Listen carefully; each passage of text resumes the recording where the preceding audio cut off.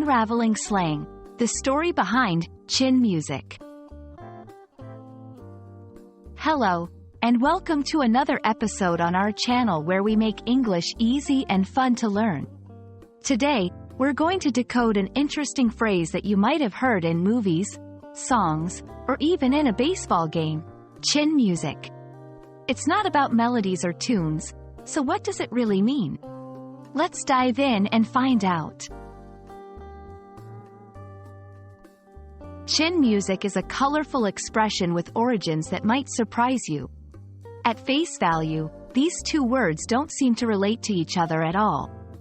Chin refers to a part of the face, and music, as we all know, is what we listen to. But when combined, they don't actually have anything to do with singing or playing an instrument. This phrase has a rich history. In the 19th century, chin music was used to describe idle chatter or pointless talk.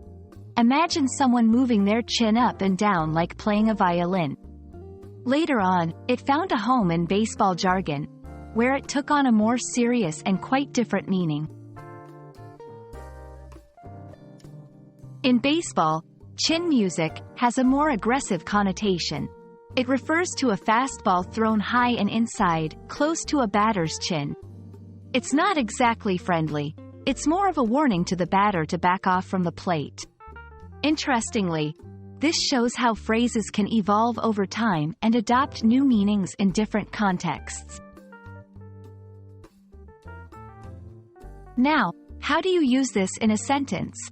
If you're talking about someone who loves to talk, you might say, "I went to Dave's house, and there was a lot of chin music about the game last night." But if you're recounting a baseball game, you could say, "The pitcher was really aggressive, throwing some chin music to intimidate the batter." And that's a wrap on chin music. Isn't it fascinating how phrases can transform and take on new meanings? We hope this video helped shed some light on this peculiar expression. If you liked our content, don't forget to hit the like button and subscribe for more language mysteries unraveled. Until next time, keep practicing your English and stay curious.